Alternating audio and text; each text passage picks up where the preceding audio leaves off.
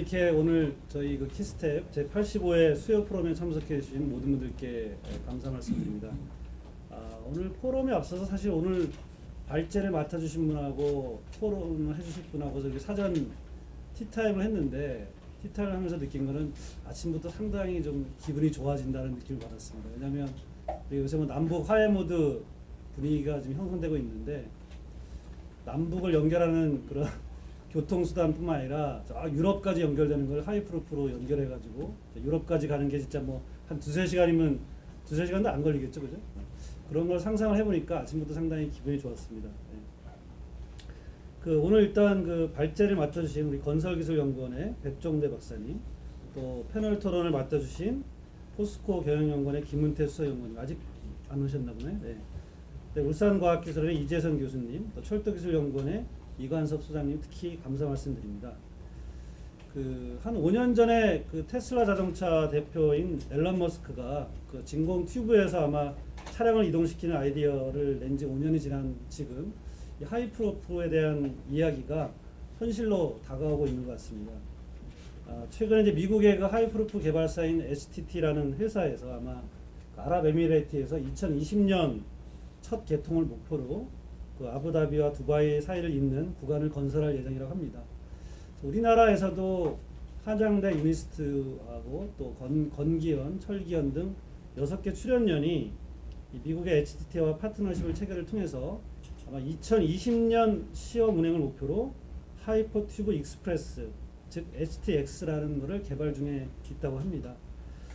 저도 깜짝 놀랐는데 이 HTX의 최고 속도가 얼마인지 아십니까?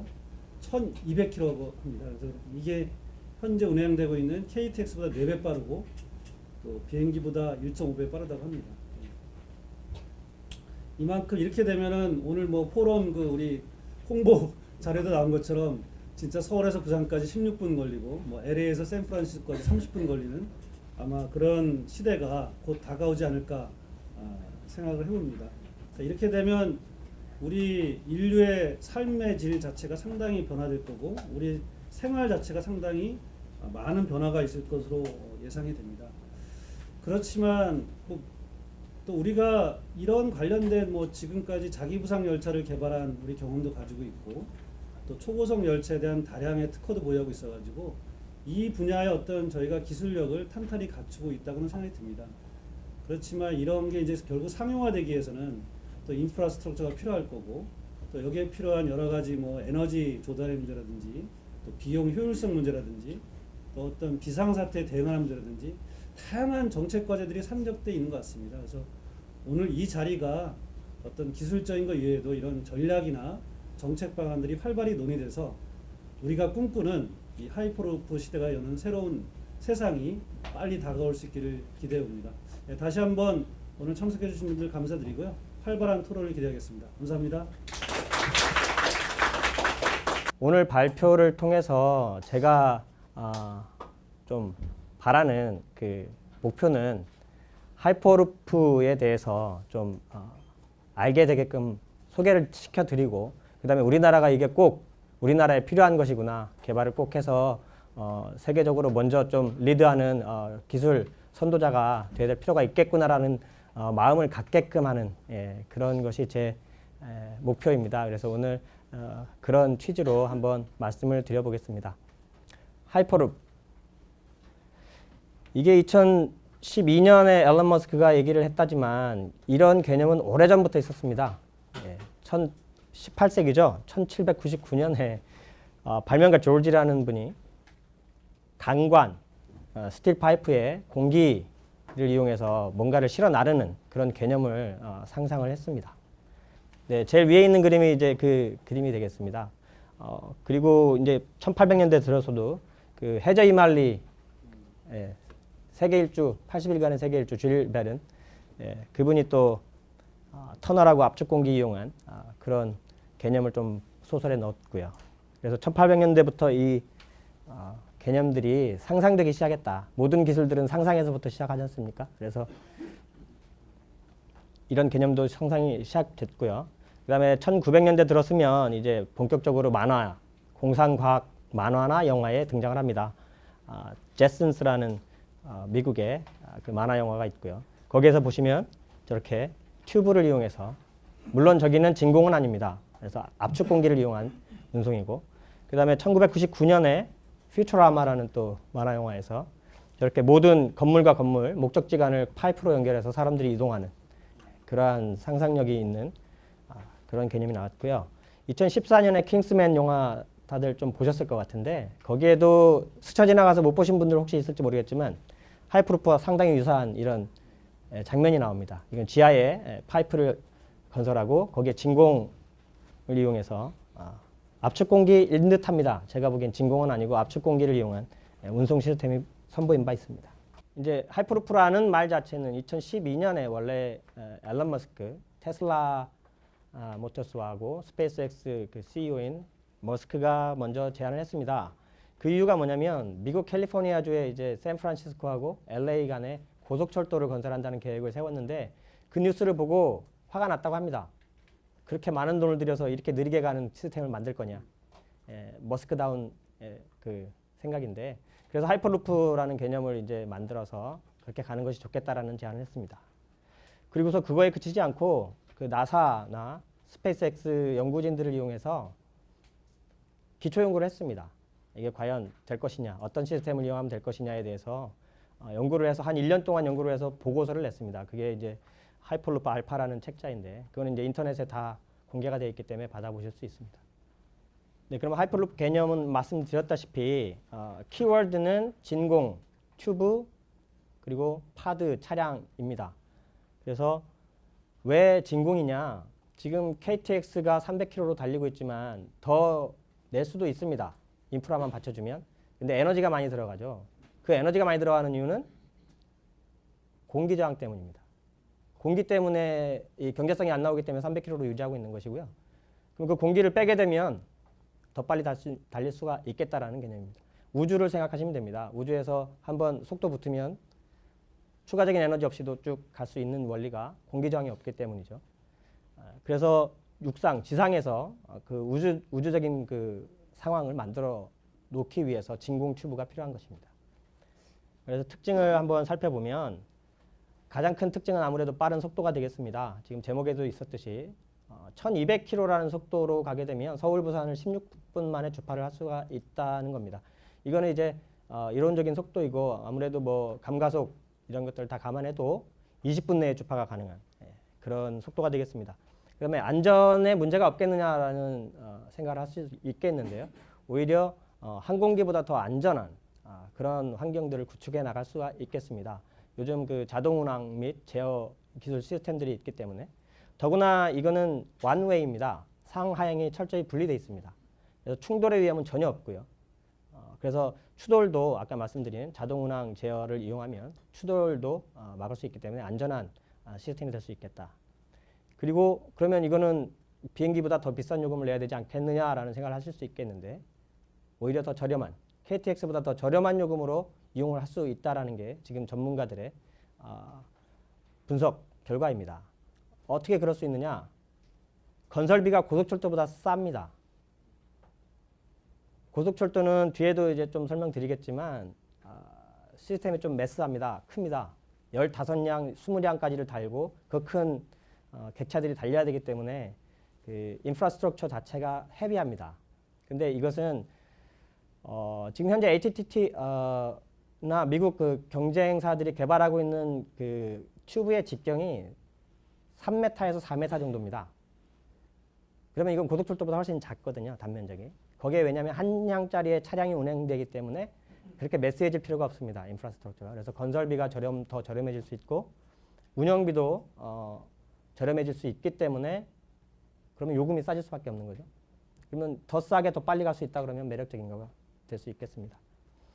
그 다음에 수요응답형입니다. on demand라는 표현인데, 지금 KTX를 타려면 미리 정해져 있는 스케줄에 KTX를 예매를 해서 그 시간에 가도록 노력을 해야 됩니다. 근데 하이퍼루프는 안 그렇습니다. 수요 대응형이라는 것은 내가 원하면 가면 탈 수 있다라는 겁니다. 수요에 응답을 하는 시스템으로 이 시스템이 운영이 될 수 있도록 그렇게 지금 개발이 되고 있습니다. 그 다음에 도심역이라고 표현을 했습니다. KTX역도 그렇지만 항공기는 접근성이 상당히 큰 문제죠. 근데 이 하이퍼루프는 도심까지 들어갈 수 있는 시스템이 될 수 있다. 그 다음에 친환경적이다. 신재생 에너지를 활용하고 그 다음에 미세먼지는 전혀 배출하지 않는 시스템이 될 수 있다. 그리고 날씨 영향을 받지 않습니다. 비행기 날씨 때문에 결항되고 지연되고 많이 겪으셨죠. 하이퍼루프는 그럴 위험이, 그럴 염려가 없게 되는 시스템이 될 수 있겠습니다. 이 정도가 뭐 크게 보이는 특징들이고요. 왜 필요한가를 한번 말씀드려 보겠습니다. 차세대 교통수단 제5세대라는 표현을 쓰고 있습니다. 그러면은 1, 2, 3, 4세대는 뭐냐? 선박이 1세대가 되겠고요. 그 다음에 철도, 그 다음에 자동차, 그 다음에 항공기가 되겠습니다. 그 이후에 제5세대라고 불릴 만한 교통수단이 아직은 나오지 않았는데 이것이 하이퍼루프가 될 것이라고 생각을 하는 것입니다. 1, 2세대, 1, 2, 3, 4세대의 그 교통수단의 특징들을 밑에 간략하게 넣어놨는데요. 이것은 제가 미처 출처를 못 달았습니다. 이거는 저희 지금 패널로 계신 이관섭 소장님 발표 슬라이드에서 제가 따왔습니다. 분명히 밝힙니다. 네, 그래서 보면은 항공기 말씀드렸다시피 수속, 이착륙 시간이 많이 걸립니다. 근데 이제 하이퍼루프는 그런 것들이 전혀 필요가 없게 되는 그런 시스템이 될 수 있겠습니다. 그리고 자동차는 무엇보다도 교통사고가 많이 일어나고 교통정체 문제가 일어나는데 하이퍼루프는 거기서부터 자유롭습니다. 사회문제 쪽으로 말씀을 좀 더 드려보면 필요성을 지금 현재 대도심 인구 집중으로 인한 여러 가지 문제들이 많이 일어나고 있습니다. 교통정체부터 교통사고, 대기오염 이런 것들이 많이 일어나고 있는데 그것을 해결할 수 있는 방안이 될 수 있겠다. 하이퍼루프가. 그런 말씀들을 제가 여기다 넣어놨고요. 그다음에 화물 수요가 계속 증가되는 패턴에 있습니다. 지금 인터넷을 통해서 사람들이 정보가 더 많아지면 많아질수록 화물 수요가 더 증가됩니다. 그 직구라는 거, 해외 직구라는 말씀 들어보셨죠? 지금 하고 계신 분들도 있을 텐데 그전에는 해외 직구라는 거 상상도 못 했는데 해외 직구를 할 수 있게 됨으로 인해서 화물 수요는 오히려 그전에 없던 수요까지 늘어나게 되는, 그래서 화물 수요는 점점 늘어나고 4차 산업혁명이니 뭐 정보화 시대니 그런 시대에도 화물 수요는 계속 늘어날 수밖에 없다. 이제 그런 것들을 위한 문제를 해결할 수 있는 방안이 필요하다. 그다음에 미래교통이 요구하고 있는 것들이 좀 더 안전하게, 좀 더 빠르게 뭐 이런 그 미래교통 요구 조건들이 있는데 그런 모든 요구 조건들을 만족할 수 있는 것이 바로 또 하이퍼루프가 될 수 있겠다. 그리고 국가산업 발전에 기여한다, 이 얘기는 좀 더 뒤에서 또 말씀을 드리겠습니다. 그러면 이제 어떤 변화가 일어날 것인지를 한번 상상해 보는 시간을 갖겠습니다. 시공간 개념 변화라고 제가 이제 얘기를 써놨는데요. 시공간 한계가 무너진다라는 말씀을 드릴 수 있겠습니다. 시공간 한계라는 것은 저희가 공간을 빨리 이동할 수 없기 때문에 공간을 저희가 극복하기 어렵지 않습니까? 그 떨어져 있는 공간을 빠르게 이동할 수 있음으로 인해서 시공간 개념이 변화될 수 있겠다라는 개념입니다. 서울, 부산 출퇴근이 가능하다라는 생각을 한번 해보셨습니까? 지금 현재 KTX가 2시간 반인데 20분대에 갈 수 있다. 그러면 출퇴근 가능하지 않겠습니까? 비싸지 않다. 지금 HTT의 더칼본, 그 CEO 더칼본이 있는데 더칼본이랑 이제 좀 여러 번 만나서 얘기를 해봤을 때 더칼본은 이 얘기까지 합니다. 요금을 받지 않겠다. 그냥 타기만 해라. 나머지는 다른 사람이 그 비용을 지불할 수 있게끔 하겠다. 그런 비즈니스 모델까지를 지금 개발하고 있습니다. 그러면 돈 안 들이고 20분 만에 서울, 부산을 왕래할 수 있다 그러면 꼭 서울에 살지 않아도 되겠죠. 그런 시공간의 변화가 생길 수 있겠습니다. 지방 출장, 지방이라는 말도 사라질 수 있습니다. 제일 먼 곳 부산이 20분 거리입니다. 그러면 제가 지금 일산에서 여기 서울 양재까지 왔습니다. 2시간 걸리더라고요. 대중교통 이용하니까. 제가 일부러 대중교통을 한번 이용해 봤죠. 아니 뭐 전에도 물론 이용하지만 오늘 이렇게 얘기거리를 만들기 위해서 제가 대중교통을 좀 타고 와봤습니다. 2시간 딱 걸리더라고요. 근데 지금 강북에서 강남 건너오는데 어느 정도 걸릴까요? 2, 30분? 잡아야 되겠죠. 그러니까 이제 강북에서 강남 가는 거라고 생각을 하시면 될 것 같아요. 부산 가는 게. 그러면 이제 개념이 많이 달라질 수가 있겠습니다. 3차 산업의 지방 확산, 그래서 그걸로 인한 지역경제 발전까지도 생각해 볼 수 있습니다. 3차 산업은 서울에 있어야 되죠. 항상. 그래야 유리하니까. 그런데 그런 것들조차도 이제 굳이 서울 아니어도 된다는 겁니다. KTX가 아니죠. 하이퍼루프가 있는 그곳이면 된다는 겁니다. 지금 3차 산업이 강남에도 있고 강북에도 있고 강서에도 있듯이 서울에만 있지 않아도 된다는 개념이 되겠습니다. 서울에 직장에 있는 직원이 출근을 한 다음에 바이어들하고 점심 미팅을 부산에서 가질 수 있는 겁니다. 부산에 좋은 식당이 있으면 가서 바이어 만나고 미팅하고 돌아올 수 있는 그런 개념이 될 수 있겠습니다. 당일 주문 배송 지금도 가능하지만 그게 더 다양한 제품들을 더 빠르게 받을 수 있게 되는 그런 시대가 올 겁니다. 부동산 가치 변화입니다. 이제 이런 시대가 오게 되면 부동산이 어떻게 될까요? 땅값이. 지금 땅값이 그 부동산 가치를 결정하는 기준들이 많이 달라질 겁니다. 그래서 그런 것도 생각해 볼 수 있겠습니다. 이거 외에 저희가 아직까지는 생각하지 못하는 여러 변화들이 일어날 텐데 그런 것들이 제가 좀 기대가 되는 그런 모습입니다. 이 KTX 사례를 제가 좀 넣어놨습니다. KTX 처음에 우리나라에 도입할 때 반대 여론도 상당히 많이 있었습니다. 우리나라에 300km로 달리는 열차가 필요해? 아마 생각나실 겁니다. KTX 처음에 들여올 때 뭐 우리나라에 기술도 없었고 기술을 사와야 되고 300km로 달린다는데 건설비도 엄청나고 이거 굳이 해야 돼? 그런 여론이 많이 있었습니다. 지금 현재 어떻습니까? KTX 없다. 좀 많이 불편해지겠죠. 그 지방 도시에서 국제회의를 하는 게 급증했습니다. KTX 이후에. 웬만한 국제회의들 부산에서 하기 힘들었었죠. KTX 있기 전에는. 왜냐하면 외국에서 와서 다시 비행기를 타거나 또 오랜 시간 부산을 가야 되는데 KTX가 그나마 지방 도시에서의 국제회의를 많이 열 수 있게끔 만들었다. 그런 말씀을 넣어놨고요. 그리고 통행 빈도도 오히려 늘어났다. 그전에는 다니지 않던 수요, 신규 수요까지도 발생이 됐다. 이제 이런 겁니다. 뭐 조금 편찮으신 아버님, 부산에 계신 아버님을 보러 힘들었어요. 근데 KTX가 있으니까 이제 안 가볼 수 없게 되는, 갈 수 있게 되는 이런 통행 수요, 신수요가 늘어났다. 그러면 이 하이퍼루프가 들어서게 되면 이 예를 통해서 우리가 또 그 이상의 그런 변화가 일어날 것이다라는 것을 상상할 수가 있겠습니다. 세계 동향을 한번, 국내의 동향을 한번 살펴보겠습니다. 스페이스X 앨런 머스크 제안을 하고 나서 실제 기술 개발을 직접적으로 하고 있지는 않습니다.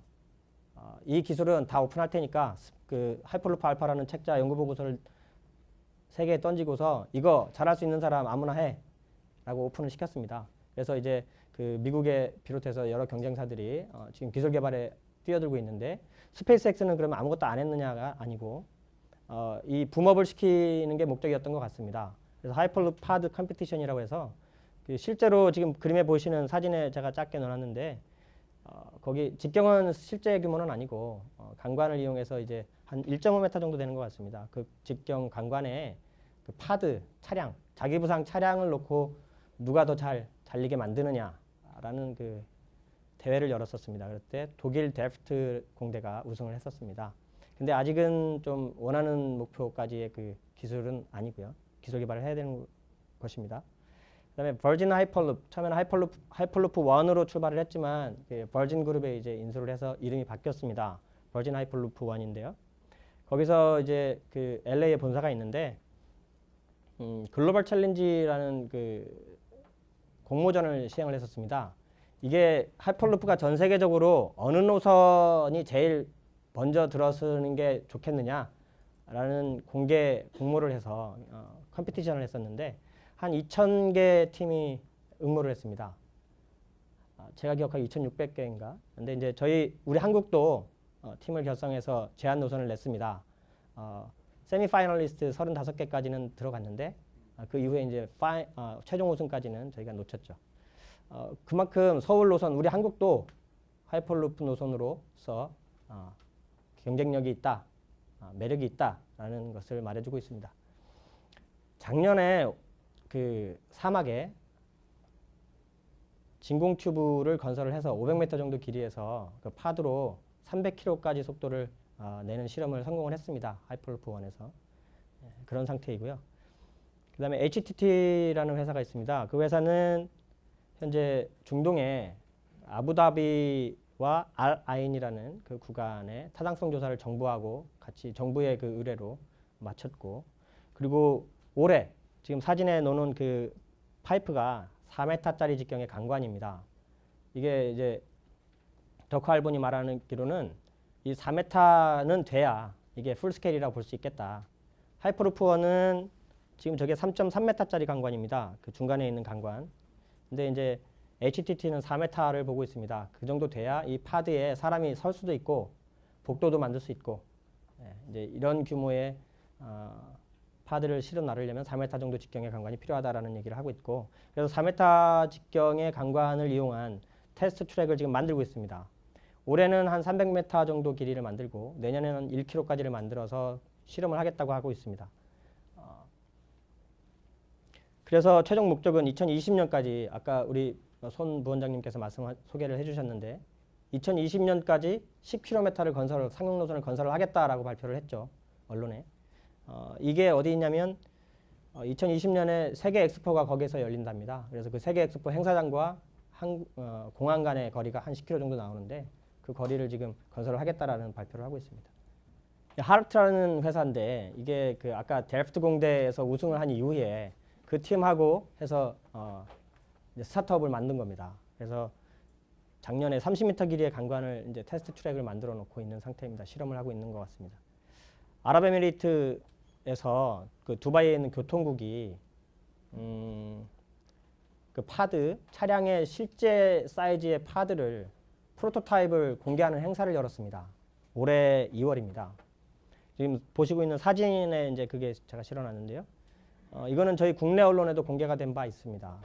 그래서 이렇게 세계에서는 지금 이제 더 이상 꿈이 아니라 이게 진짜로 돼? 라는 퀘스천이 아니라 이제 언제 돼? 라는 퀘스천으로 바뀌었습니다. 네. 그래서 주요국의 하이퍼루프 건설 계획이 오래전 계획인데 지금 뭐 업데이트를 제가 안 해봐서 모르겠는데 이러한 여러 국가들이 지금 탐을 내고 있다. 특히 러시아에서 관심을 많이 보이고 있습니다. 러시아가 중국한테 뺏겼던 그 대륙 물류권을 다시 가져오겠다. 그게 하이퍼루프가 대안이다. 라는 생각을 갖고 있는 것 같습니다. 그래서 러시아도 적극 지금 관심을 보이고 있는 상황이고요. 앨런 머스크가 자기가 이렇게 제안을 해놓고 엉뚱하게 처음에는 땅굴 파는 기계를 만드는 기술 개발을 시작을 했습니다. 보링 컴퍼니라는 회사를 만들어서 땅굴 파는 기계를 지금 만들고 앞으로 미래 사회는 땅굴이다, 지하 도시다, 지하가 답이다, 교통 특히나. 그래서 보링 컴퍼니를 만들고 보링 머신을 만들었습니다.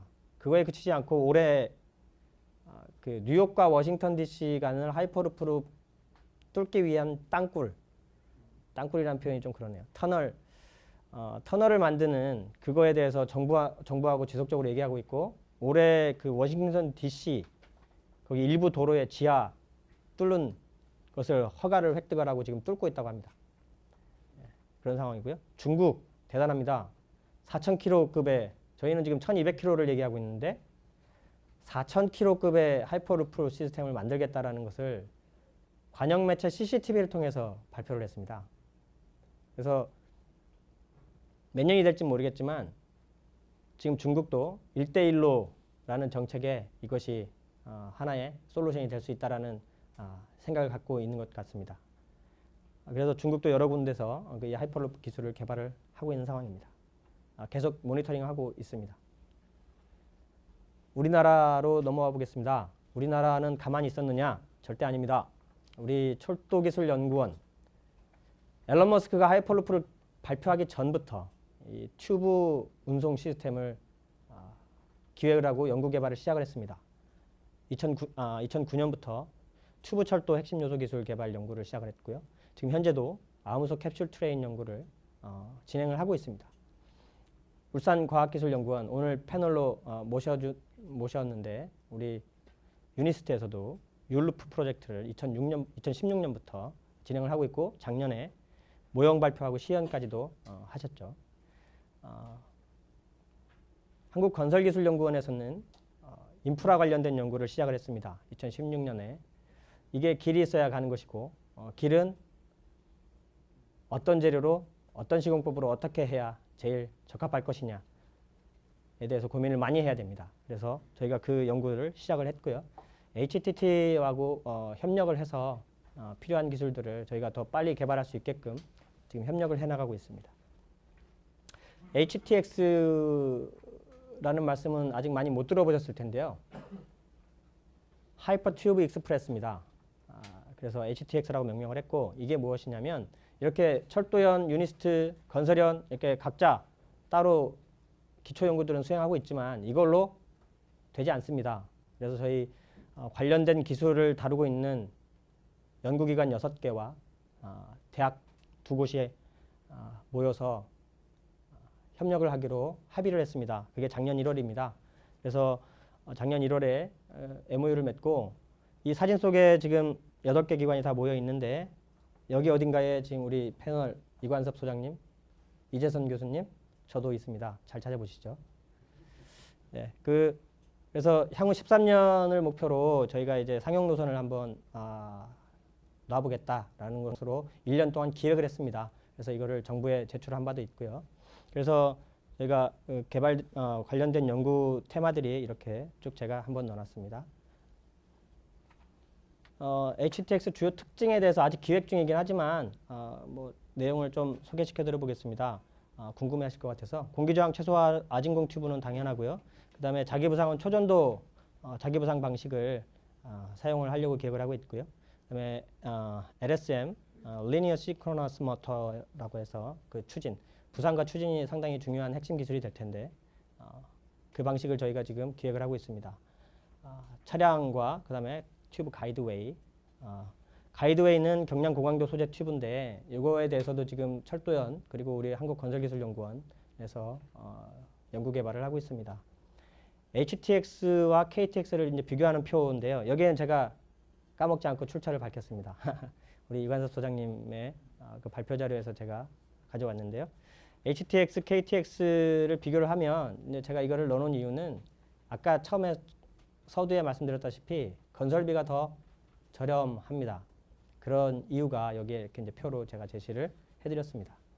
지금 현재 정부 사이드에서는 어떤 일이 있느냐, 한중 해저 터널 관심이 다시 재조명되고 있는 상황입니다. 그래서 그 서해안 쪽에 있는 도시들은 특히나 이 한중 해저 터널 사업 검토를 하고 있고요.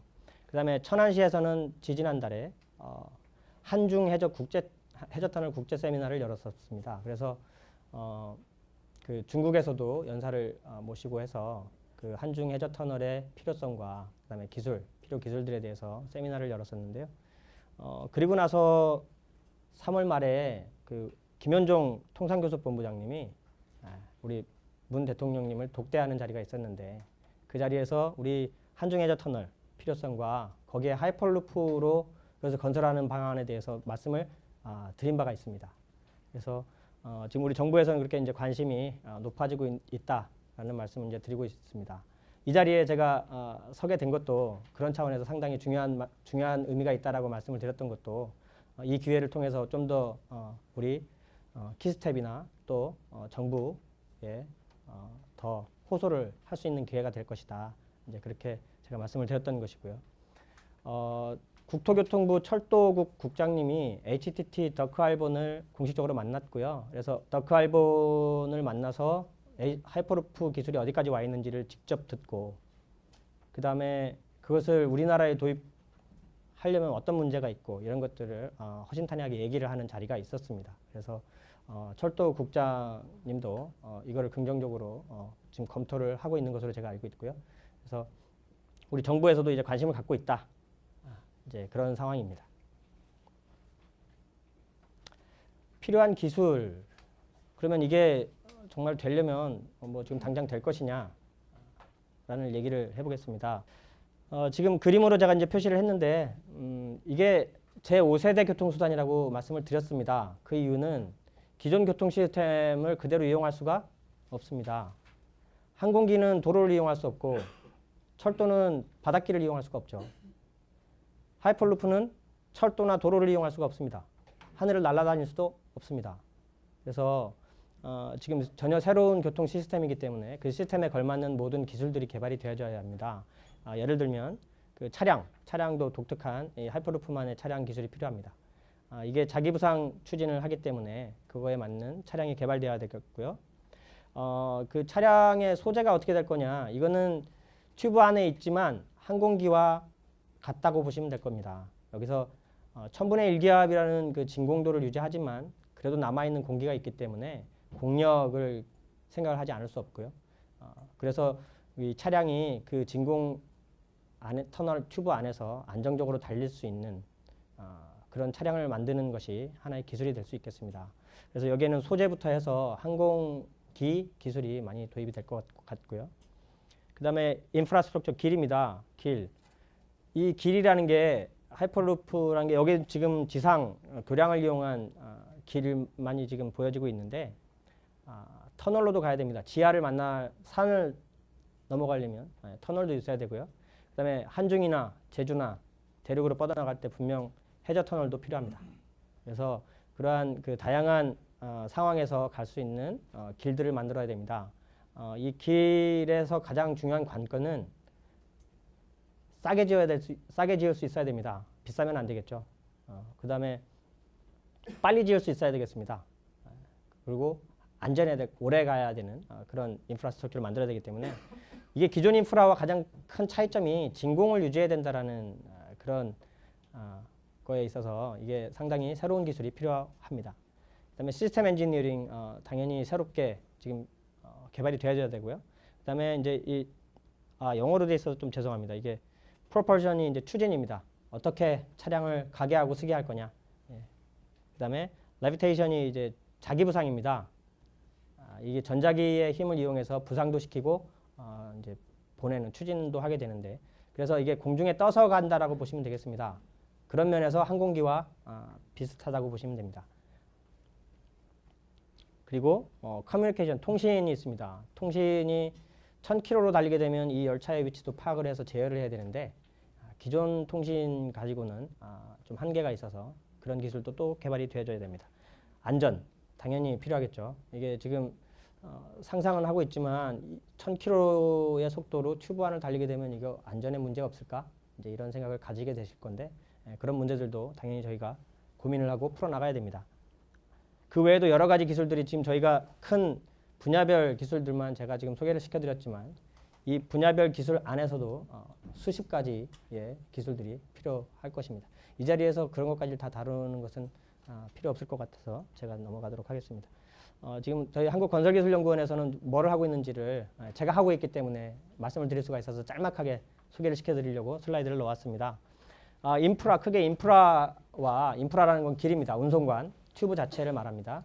운송관과 그 다음에 이제 안전관리를 어떻게 할 것이냐에 대해서 저희가 포커스를 맞춰서 연구를 하고 있습니다. 안전 쪽은 어떻게 생각하시면 되냐면 인프라의 위험 요소들이 뭔가를 미리 저희가 정의를 하고 그 위험 요소들을 모니터링해서 실시간으로 안전한지를 파악을 합니다. 그리고 그거에 위해되는 요소들을 미리 파악을 해서 선제 대응할 수 있는 그런 기술들을 저희가 개발을 하고 있습니다. 여기서 강조하는 것은 콘크리트 운송관에 저희가 집중을 하고 있다는 것입니다. 지금 HTT나 하이퍼루프나 여태까지 지금 저희 슬라이드 봐오면서 강관만 봐왔습니다. 튜브가 강관으로 만들고 있습니다. 근데 이 강관의 단점들이 조금 있습니다.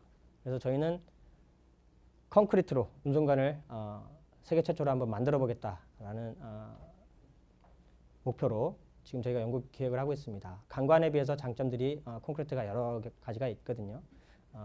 시공성이나 그다음에 그 강성, 휨강성이라고 표현을 하는데 이게 이제 지상으로 지나갈 경우에 이제 그런 것들이 문제가 되고 그런 것들 여러 가지 면에 있어서 콘크리트가 유리한 면이 많이 있기 때문에, 근데 이제 콘크리트의 최대 단점은 여태까지 인식이 구멍이 뚫린 구조입니다. 콘크리트가 자세히 보시면. 근데 이게 진공관에 쓰겠다고?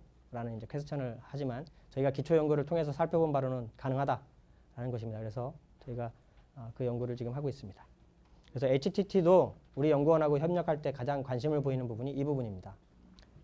마지막 챕터입니다. 꿈을 현실로, 이제 이 꿈이 현실이 되려면 뭐가 필요한지 좀 생각을 해보는 시간을 갖겠습니다. 네, 지금 봐도 좀 가슴 벅찬 사진입니다. 이제 평화 시대가 이 땅에도 올 것인가라는 기대가 많이 부풀어져 있습니다. 그래서 지금 정부에서는 한반도 신경제지도 이런 지도까지도 발표를 하고 있습니다. 이제 저희가 통일 시대에 북한을 넘어서 유럽도 가는 그런 꿈을 꾸는 것도 결코 허황된 것은 아닌 것 같습니다. 이 시대에 이런 하이퍼루프 시스템에 대해서 얘기를 할 수 있게 돼서 너무나 기쁩니다. 그 이제 정부에서 구상하고 있는 H벨트를 듣기 전에 저희가 이제 먼저 이런 그림들을 그려보기 시작했었는데요. 하이퍼루프 1000km 이상의 속도로 한반도 특히나 남한에서만 이 섬나라에서만 달리겠다고가 아닙니다. 저희가 원래 목표했던 것은 중국 해저 터널을 이용해서 중국도 연결하고 그렇게 가는 것이었지만 통일 시대가 온다면 북한을 이용할 수 있지 않습니까? 그래서 한반도를 넘어 중국과 러시아로 그래서 유럽 파리까지 하이퍼루프로 갈 수 있는 그런 시대가 올 수 있겠습니다. 더 이상 우리나라가 섬나라가 아닐 수 있게 되는 것이죠. 종전 평화 시대에서 통일 시대까지는 아니더라도 이 평화 시대에 통일로 가는 평화 시대에 북한의 경제 개발 견인할 수 있겠다. 이 하이퍼루프가 들어섬으로 인해서 그런 생각을 해봤고요. 그 다음에 우리나라에 지금 한참 건설 경기가 많이 어려운데 이게 신성장 동력이 될 수 있겠다. 우리나라의 그 뉴딜, 하나의 뉴딜 될 수 있겠다. 그리고 이게 우리나라에서 그치지 않고 제가 슬라이드에도 넣어놨지만 이게 글로벌 이머징 마켓입니다. 새롭게 떠오르고 있는 시장이라는 것이죠. 아무도 아직 깃발을 꼽지 않았습니다. 지금 미 개척지에 똑같이 출발해서 누가 먼저 깃발을 꽂느냐의 이 시기입니다.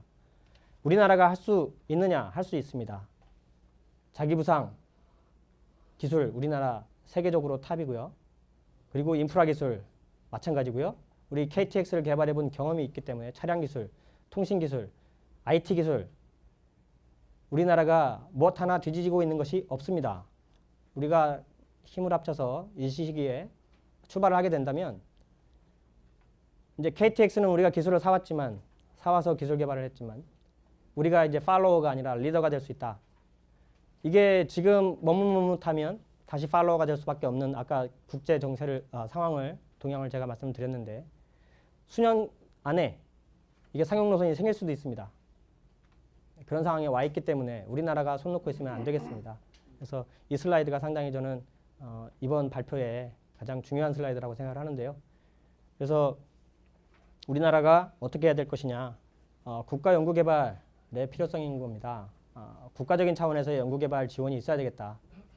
각 개개 기관에서 조금씩 기초 연구를 하고 있는 그런 것에서 벗어나서 한번 제대로 뭉쳐서 처음부터 끝까지를 개발을 하고 상용 노선을 깔아보는 그래서 그런 것이 되어야 우리가 리더가 될 수 있겠다. 그러기 위해서 정부의 지원이 절실하다라는 슬라이드가 되겠습니다. 그 다음에 그거 관련해서 상용 노선이 들어서게 되려면 하드웨어가 아니라 소프트웨어적인 문제도 많이 저희가 필요합니다. 법령, 규제 이런 것들이 많이 대두될 텐데 그런 것들도 많이 지원이 필요합니다. 실증 연구단지도 필요하겠습니다.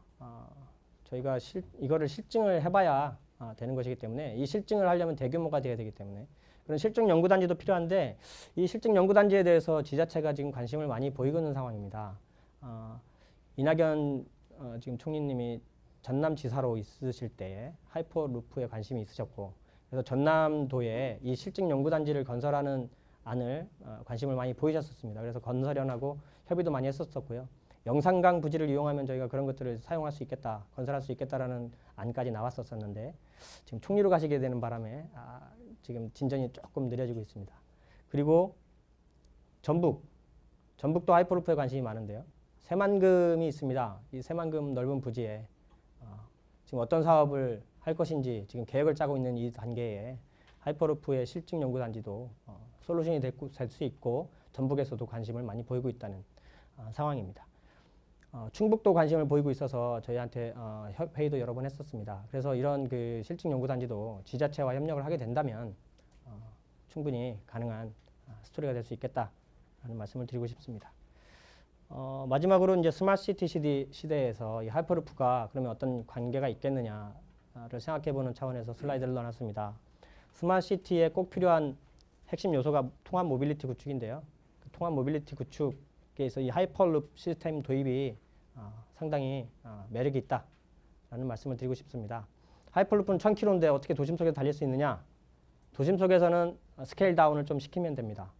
그래서 여전히 기존 대중수단보다는 빠르게, 더군다나 이 허브, 그러니까 서울역, 부산역 간을 연결한 메인 라인 말고, 그러면 그 허브에서 뻗어나가는 스포크, 그러니까 지선이라고 볼 수 있겠죠.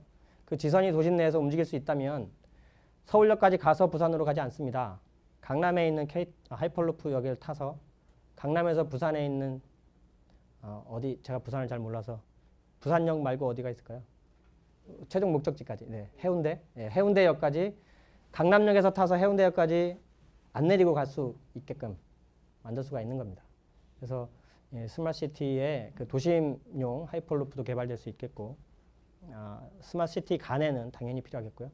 그래서 이 스마트시티 시대를 열기 위해서 이 하이퍼루프도 꼭 고려를 해야 되는 요소 중에 하나다라는 말씀을 드렸습니다. 네, 오늘까지 제가 여기까지 말씀을 드리고요. 이제 토론 통해서 또 많은 얘기를 나눴으면 좋겠습니다. 감사합니다.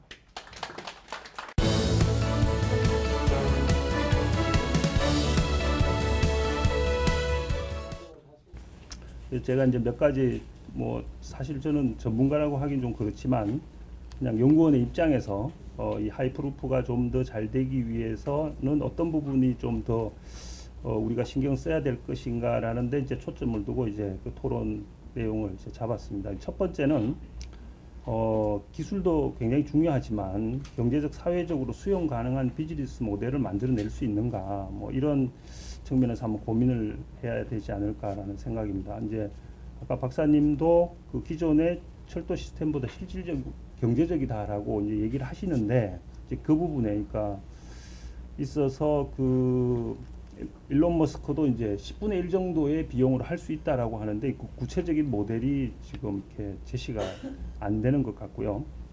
그 다음에 또 하나는 굳이 우리가 이렇게까지 빨리 이동할 필요가 있는가. 저 같은 경우에는 광양하고 포항 출장을 가는데 한 2시간, 2시간 반 정도의 출장 기간이 굉장히 좋거든요.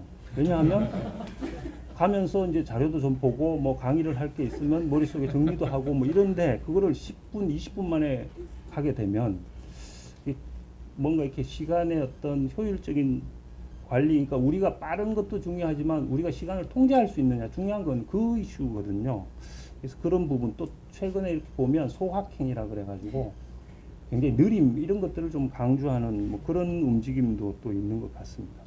그 다음에 또 하나 지금 생각해야 될 부분은 뭐냐 하면, 이게 결국은 뭐 여행의 문제가 아니라 비즈니스에 관련된 이슈일 거거든요. 그러니까 뭐 회의를 한다거나 컨퍼런스에 참여한다든가 뭐 이런 이슈들 텐데, 최근에 VR 기술이 굉장히 좋은 것들이 많이 나오고 있거든요. 우리나라에 있는 그 룩시드랩이라는 그 회사가 있는데, 이 회사에서 만드는 그 VR은 머리에서 생각만 하면 그대로 행동이 구현이 되는 뭐 이런 정도의 이제 기술이 나오고 있거든요. 그리고 최근에 그 MIT 랩에서는 머릿속에서 생각을 하면 그게 텍스트로 전환이 돼가지고 뭐 피자를 주문한다거나 뭐 이런 것들까지 다 되는 상황이기 때문에, 제 생각에는 나이키의 경쟁 상대가 뭐 아디다스나 뭐 이런 다른 스포츠웨어 회사가 아니라 게임 회사였던 것처럼, 제 생각에 하이퍼루프의 경쟁 상대는 다른 교통수단이 아니고 그런 VR이라든지 뭔가 이렇게 이동하지 않고도 효과적인 어떤 비즈니스를 수행할 수 있는 그런 툴들,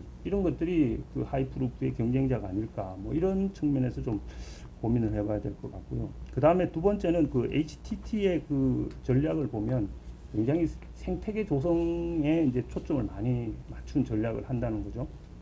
저는 이제 하이퍼루프 원이 결국은 이제 뭐 일종의 그 도산을 하고, 그 다음에 이제 그 저기 버진의 인수가 된 것도 사실은 과다한 투자가 아닐까, 뭐 그런 측면에서 봤을 때 HTT는 전략이 굉장히 좋은 것 같다. 그러니까 그 엔지니어나 뭐 과학자 이런 사람들을 직접 채용을 하는 게 아니라 이제 네트워크로 이제 스탁 옵션을 준다는 조건으로 이제 남은 시간에 이 하이퍼루프를 같이 연구를 하자. 뭐 이런 측면에서 봤을 때는 굉장히 그 생태계 조성 차원에서도 좋고 비용을 또 아낄 수도 있는 뭐 장기적으로 생존을 오래 할 수 있는 그런 모델이라고 생각을 하고, 그 다음에 이제 자금도 크라우드 소싱 방식으로 이제 하고 있고, 그 다음 또 재밌는 거는 뭐냐 하면 그 튜브가 아니라 그 팟을 만드는 소재인데 그거를 비브라늄으로 만들겠다고 얘기를 하거든요. 근데 이 비브라늄이 실제로 존재하지 않는, 그러니까 그 지금 캡틴 아메리카의 그 방패를 만드는 소재가 비브라늄이거든요.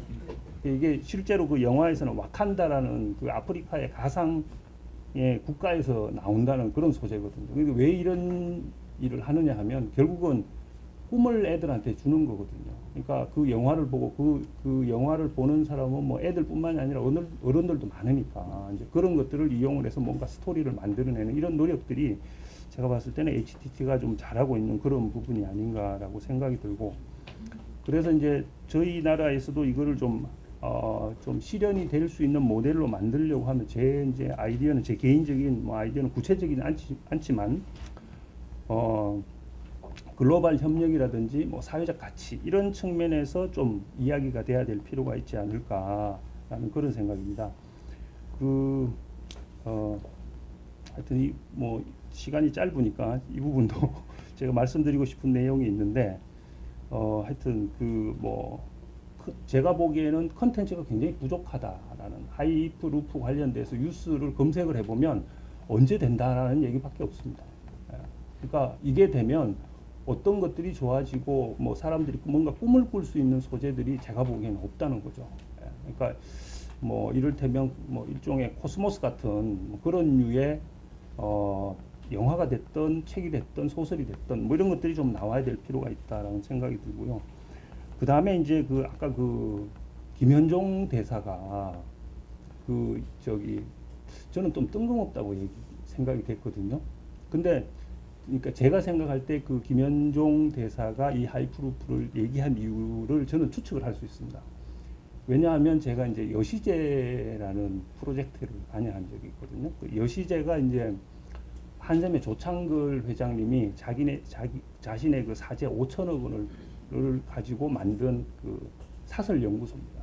근데 거기에 관여하고 있는 분들이 대단하신 분들이에요. 그러니까 이현재 그 총리가 거기 이제 이사장으로 계시고, 이광재 전 지사, 뭐 안희정 지사도 약간 관여를 했던 것 같고, 그 다음에 그 중앙일보 홍석현 회장 이런 분들이 이렇게 해서 이제 그 연구소를 운영을 하는데, 거기에 4대 이슈 중에 하나가 이 동북아 평화거든요.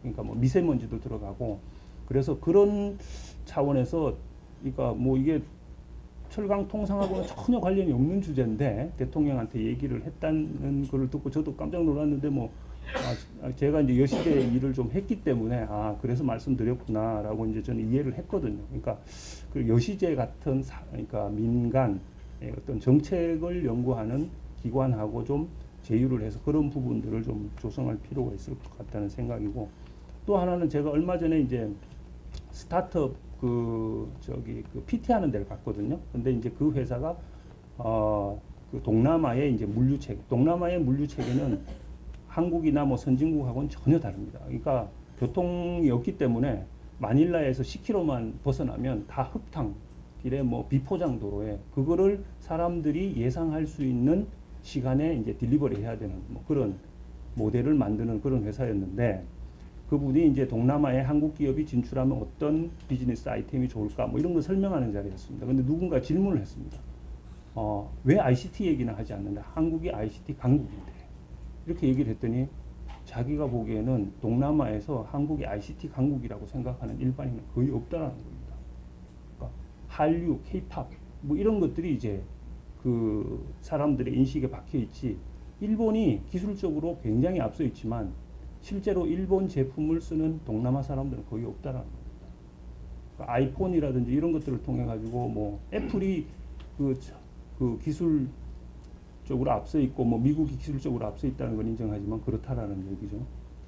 그런 거를 봤을 때는 아직 그 한국이라는 나라가 뭔가 이렇게 사람들한테 우리가 생각하는 이미지와는 좀 다르다라는 그런 생각도 할 수 있어서, 저는 지금 이 한류를 이용을 해서 한국의 어떤 이런 그 첨단 기술의 이미지를 거기에다가 더 씌울 수 있는 굉장히 좋은 기회라고 보는 겁니다. 그래서 그런 가치에다가 이 그 하이프루프도 같이 묶어서 한국이 21세기에 기술 선진국으로 갈 수 있는 그런 기회를 이 한류라든지 이런 것과 묶어 가지고 그걸 할 수 있는 좀 더 큰 프로젝트에 이 하이프루프를 넣어서 추진할 수 있는 방법 뭐 이런 것들을 좀 고민해야 하이프루프가 좀 더 빨리 실현이 되지 않을까 생각합니다. 이상입니다. 제가 오늘 한 세 가지 정도를 말씀드릴 텐데요. 우선 처음에 우리가 이제 이 기술 개발을 계획하는 단계에서 지금 이 기술 자체가 앞서 뭐 백종대 박사님도 말씀하셨지만 굉장히 뭐 모든 기술이 요즘 그렇지만 융합적 성격의 기술 개발입니다. 그래서 굉장히 다양한 분야의 전공이라든지 그런 부분들이 필요하고 그에 따라서 이제 산학연 지금 단계에서는 지금 학연이 이제 주체가 돼서 저희가 이제 필요성을 이제 정부 쪽에다 지금 계속 그 얘기하고 있는 상황인데요. 전형적인 이제 바텀업 프로세스를 지금 진행하고 있는 겁니다. 지금 현실적으로 지금 뭐 옆에서 이제 포스코에서도 말씀해 주셨지만 좀 부족한 부분이 이제 산입니다. 그러니까 보통 기업과 지금 이런 단계에서 얘기를 하면은 지금 이런 새로운 기술 개발 그리고 특히나 이제 실제로 구현이 되려면 굉장히 장기간의 기간을 우리가 예상해야지 되는데요.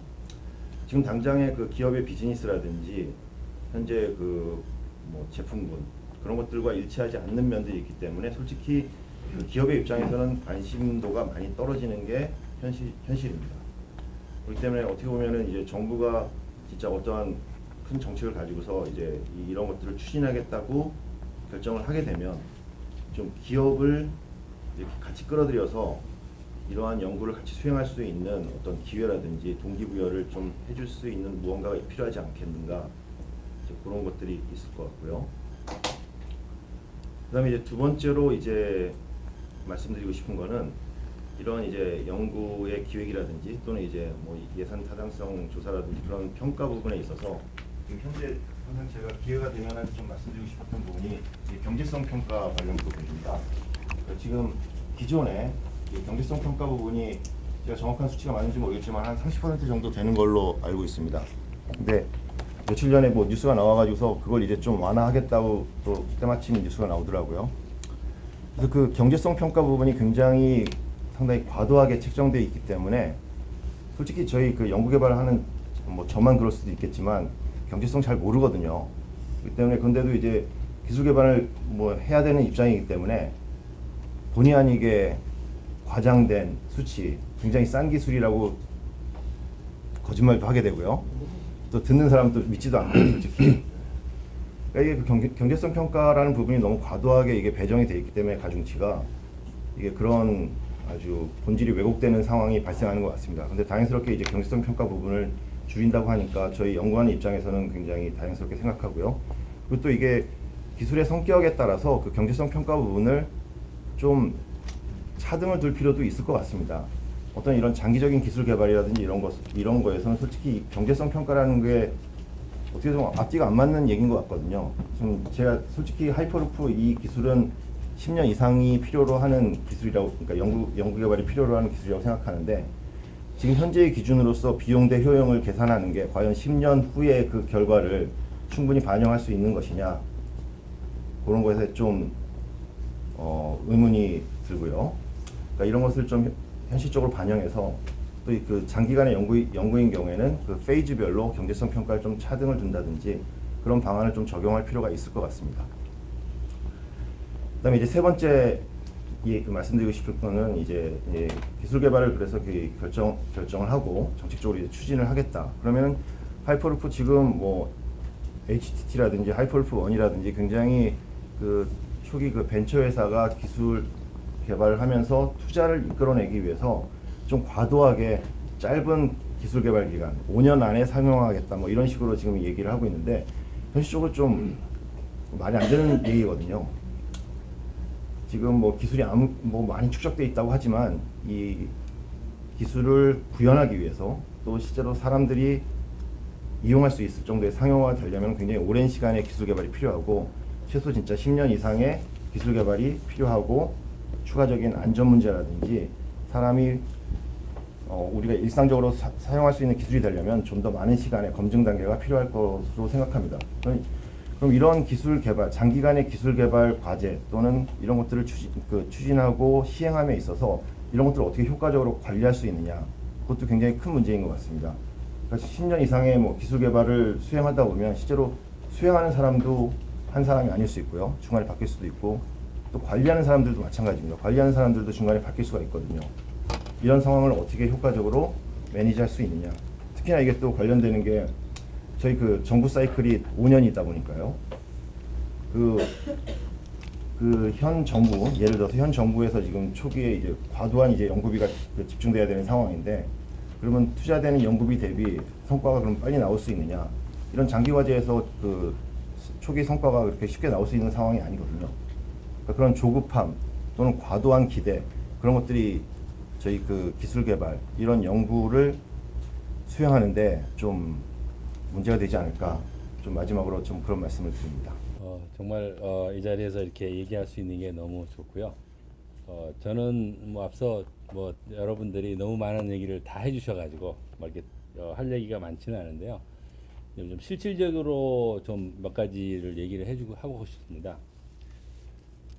먼저 첫 번째는 기술성 관련해서 현재 국내에서 그 여기 있는 패널 분들 포함을 해서요, 국내 기술 수준이 하이퍼루프에 관한 한 세계 최고 수준에 와 있다라고 생각을 합니다. 왜 그러냐면 진공 튜브에 대한 시제품도 만들어 봤고, 그리고 최고 시속 550km급에 해당되어지는 자기부상 열차에 대한 추진과 부상 기술을 실제로 하드웨어까지 만들어서 해봤고요.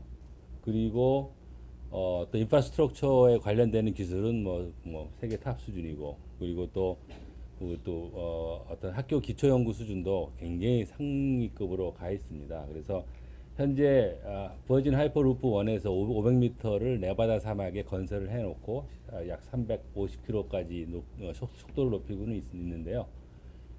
우리는 그 정도의 기술을 이미 갖고 있다고 확신을 하고 있습니다.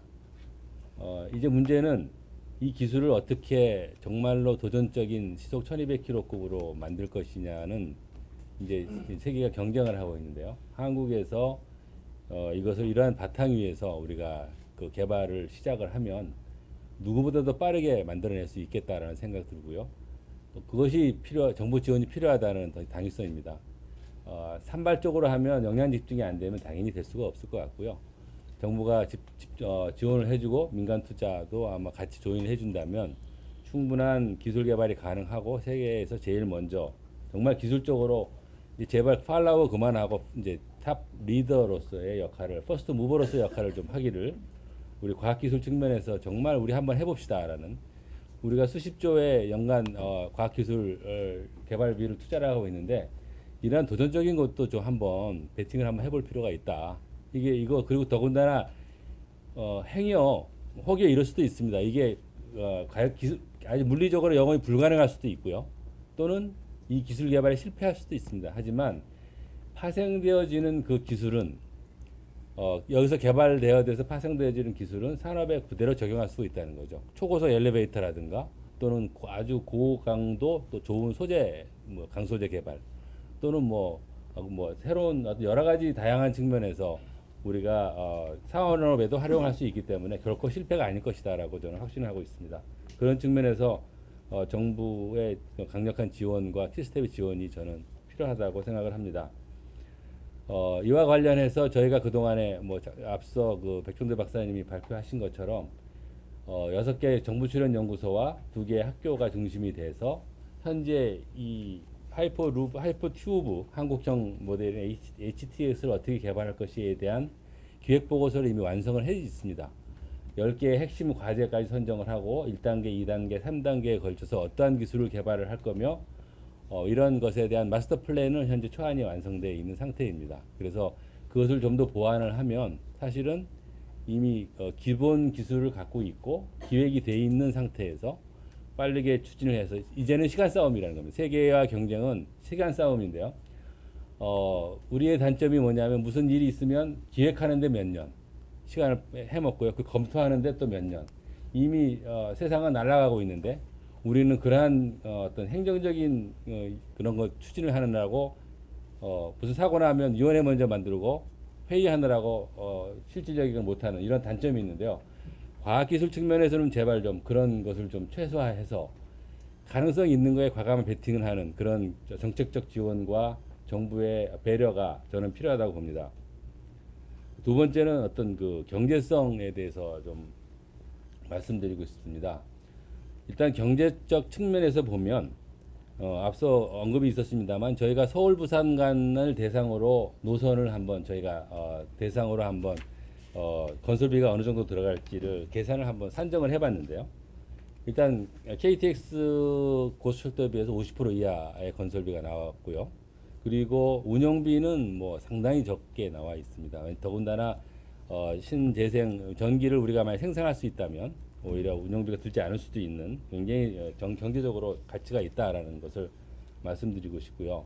아무리 좋은 시스템도 고가이면은 쓰일 수가 없다고 봅니다. 특히 대중교통 수단인 경우에 이거는 충분한 가치가 미래 가치가 있는 것이라고 판단되고요. 됩니다. 세 번째, 우리가 세계를 어떻게 리드할 것인가에 대한 측면에서 시장성을 한번 언급해 보고 싶습니다. 앞서 발표한 내용 중에서 버진 하이퍼루프 1에서 월드 챌린지를 했다 그랬죠. 그때 지원한 데가 100여 국가에서 2,600군데에서 신청을 했습니다. 그래서 이제 평균 건설비, 전문가들이 얘기하는 평균 건설비를 기준으로 해서 그 시장의 전체 마켓을 보면 약 2경 5천조 정도 됩니다. 세계 시장에 2경 5천조라는 시장이 있습니다. 이건 어마어마한 교통시장입니다. 이미 월드 챌린지에 신청했던 2,600군데는 이미 잠재 시장이라는 겁니다. 잠재 수요자라는 거죠. 그들은 필요로 하고 있습니다. 이건 어마어마한 시장을 갖고 있고요. 이러한 시장을 우리가 어떻게 선점할 것이냐, 그건 기술입니다. 우리가 아시다시피 시장은 1등하고 2등하고는 한우가 땅 차이는 1등이 되는 순간 이 시장을 많은 점유를 할 수 있다는 거죠. 그런 측면에서 시장성이 저는 충분히 있다고 보고요. 정책적인 지원 측면에서 보면 앞서 김현종 통상산업본부장이 한번 얘기가 있었는데요. 그분이 그쪽에서 저한테 연락이 왔었어요. 미국과의 그 FTA 협상 그리고 UAE와의 협상 관련 기술 협력 협상에서 하이퍼루프를 테마로 올리고 싶은데 무엇이 어떻게 하면 좋겠느냐라는 제안이 한번 왔었습니다. 그래서 저는 그랬습니다. 미국과는 경쟁이고 UAE와는 코워크를 했으면 좋겠다. 우리가 자본이 없다면 우리의 기술과 그쪽의 자본을 접목을 해서 아예 뭐 테스트 베드를 아예 UAE 설치하는 방법도 있다. 그런 측면에서 같이 협력할 수 있다고 본다. 뭐 이런 정도까지 얘기를 했는데요. 관련해서 국내외적으로 굉장한 관심을 가지고 있고요. 이런 측면에서 우리가 좀 같이 협력을 하면 저는 충분히 이 기술 개발의 의미와 우리의 미래 가치를 창출할 수 있다고 보고요. 지금 세계적으로 굉장히 어려운 경제적으로 어려운 우리의 현실을 갖추었을 때 미래 신성장 동력 어떤 하나의 하나 큰 것으로서 이것을 우리가 사실은 저희가 그 마스터 플랜에 보면 1조 2천억 투자하면 이미 시범 노선까지 다 건설할 수 있는 걸로 저희가 지금 나와 있습니다.